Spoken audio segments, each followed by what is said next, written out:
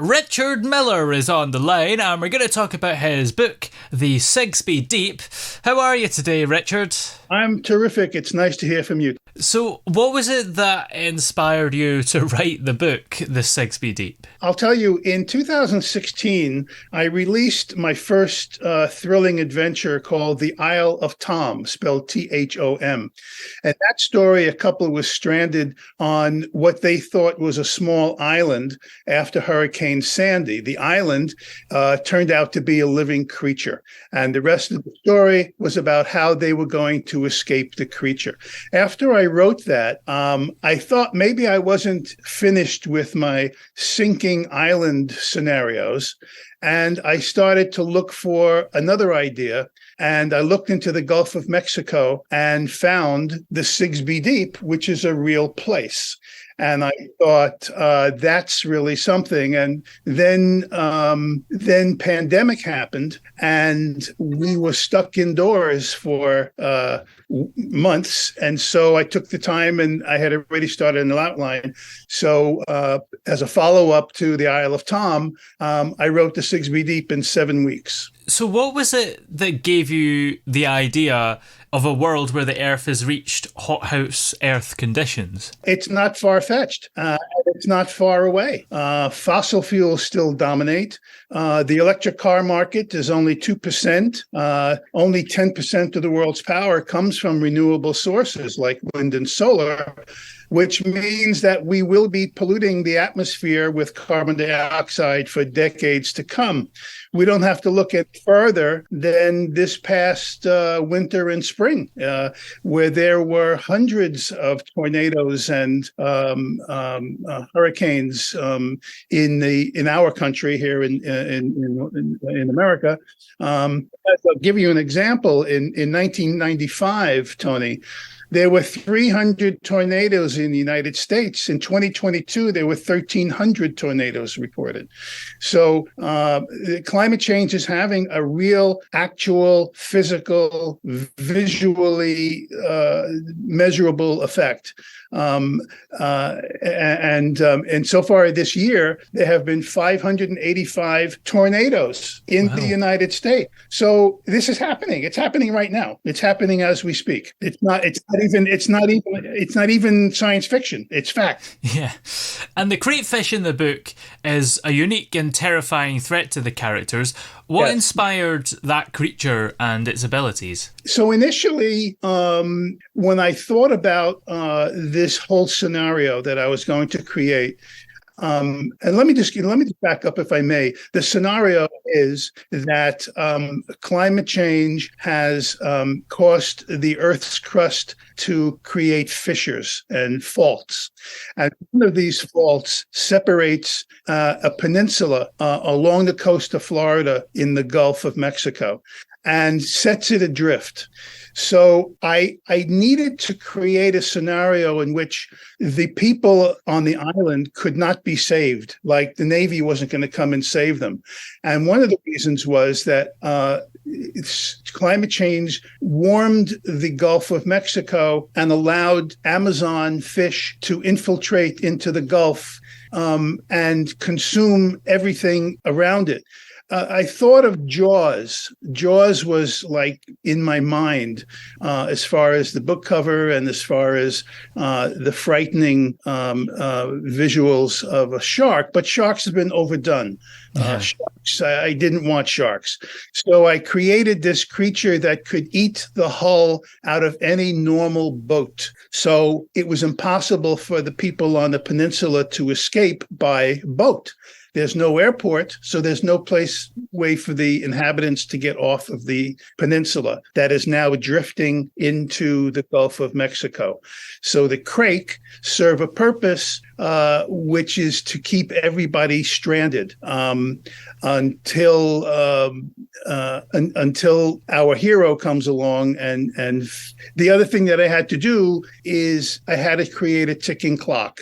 And the ticking clock is that the island is drifting towards the Sigsbee Deep, which is a real place. And that was that introduces Mays, our character Mays Jackson, and he and his partner figure out a way to get his children across the Gulf of Mexico back to their mother, who is stranded in Louisiana. The Sigsbee Deep is really a love story. It's a love story within a tragedy or a contained thriller. It's actually a contained thriller. So, what was the process of developing the character of Mays Jackson? Well, so Mays is he's a compilation of many heroes. First of all, I'll tell you that he is named after two baseball greats here in the United States, named after Willie Mays and what we know here as Mr. October, Reggie Jackson. I'm a baseball fan.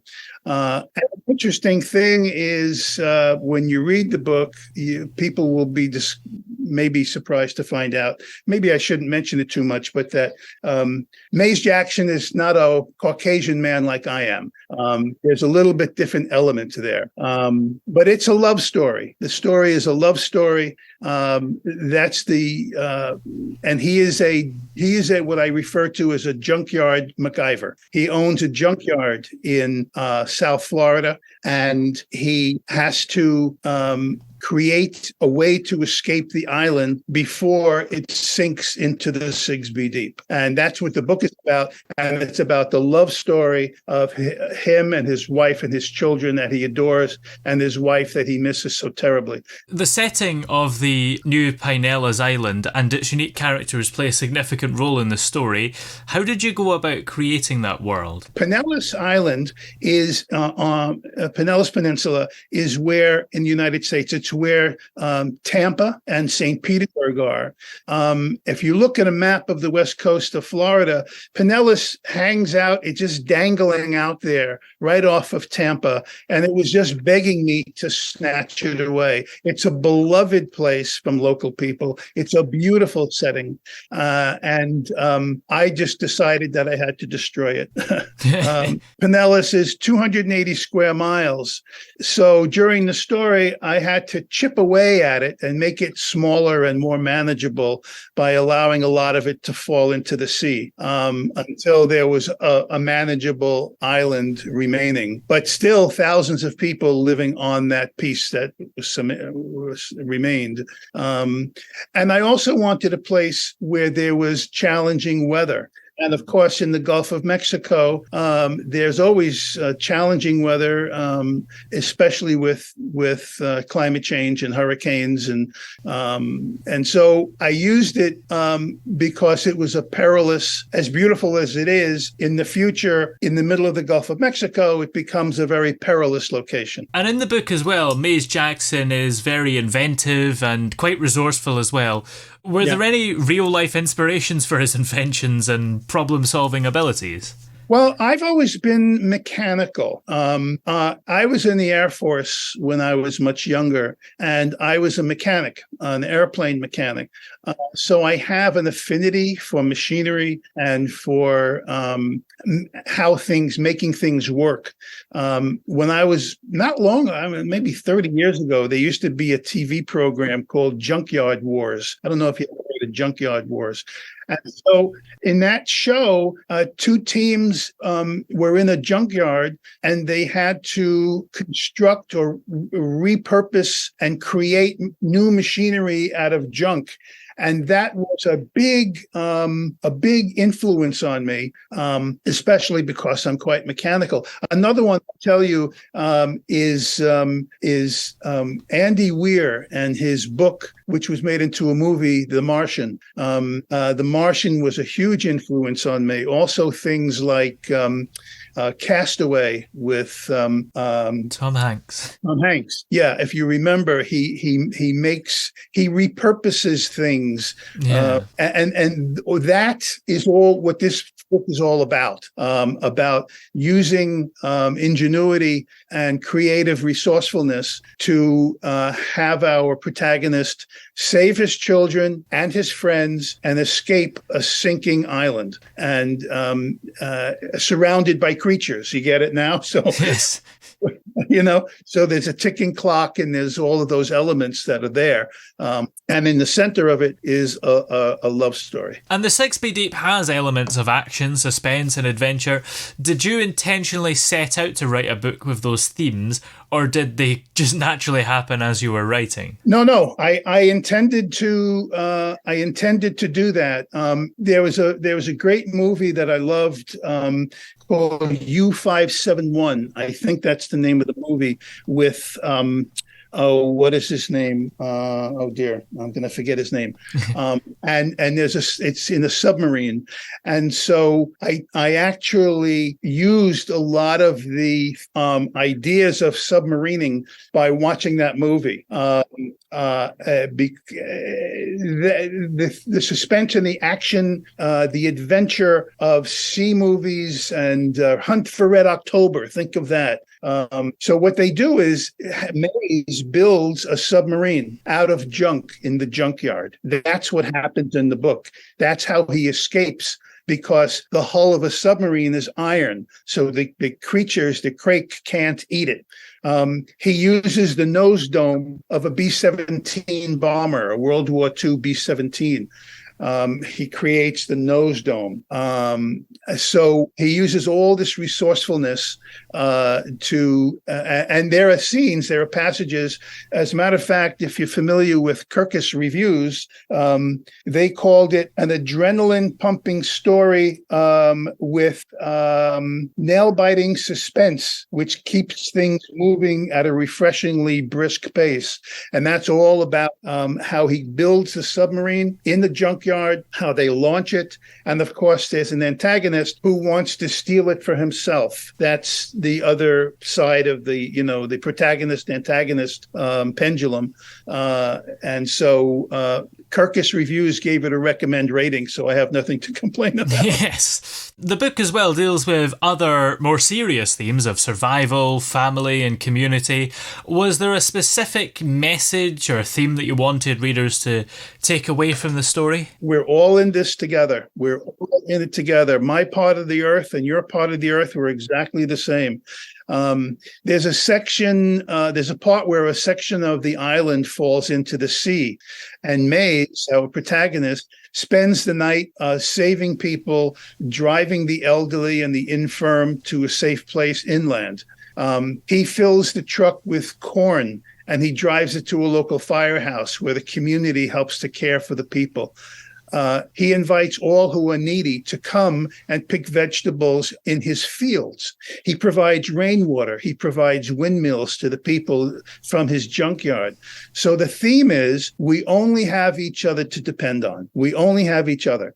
And it's up to us to insist that we save the earth. There's only one. There's only one. What advice would you give to aspiring writers who want to write in the science fiction or adventure genres? The same thing that my acting teacher gave me in 1992 when I started acting. And I tell this to my writing group that I lead in Florida.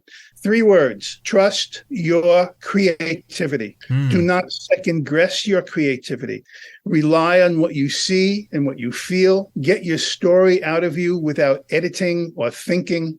Take a back seat to your imagination. Let that part of you do the typing, while the part that holds you back and wants to edit you goes and sits in the corner. Do you have any particular favorite books or authors in the science fiction or adventure genres? I do. I'm not a big science fiction reader, and I don't consider the Sigsbee Deep to be a science fiction novel because it's kind of very present.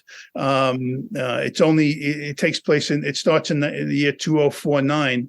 But 2 of my biggest inspirations were a book from Trevor Elliston, The Flight of the Phoenix, and Andy Weir's book, The Martian. When I was a boy, the first book that I ever read was The Voyage of the Kon-Tiki by Thor Heyerdahl. That changed me for life. And these are books, that's a book that also takes place on the sea.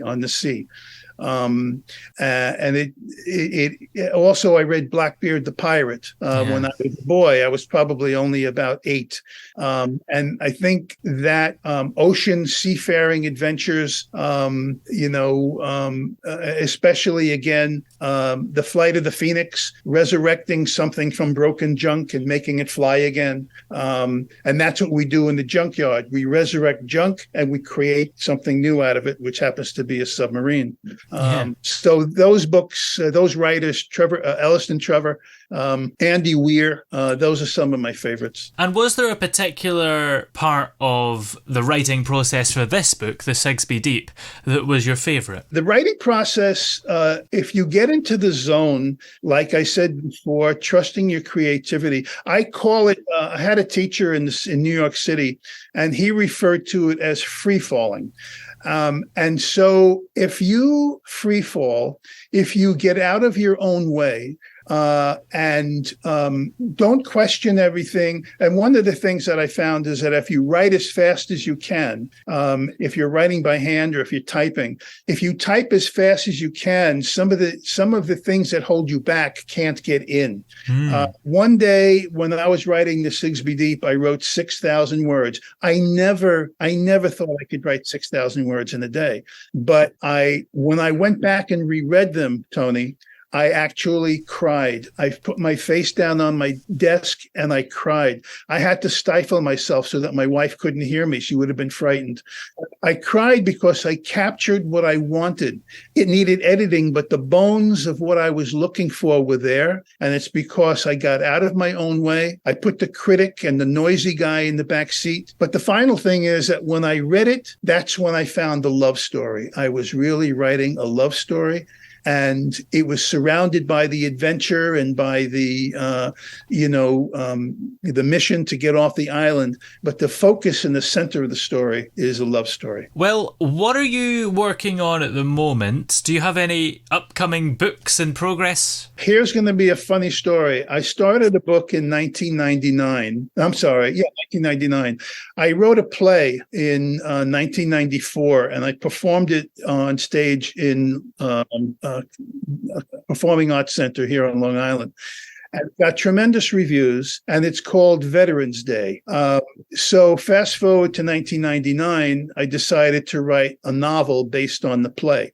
And I started that book. I wrote about, I would say about 60,000 words. And then I got an idea for another book. So I put that one aside. I wrote the other book. I went back to Veterans Day. And then I had the idea for the Isle of Tom. So I put Veterans Day aside again. I wrote the Isle of Tom and I published it. And then they came up with the idea for the Sigsbee Deep. So now I'm going back for the third time to Veterans Day. So I think that's going to be my next project.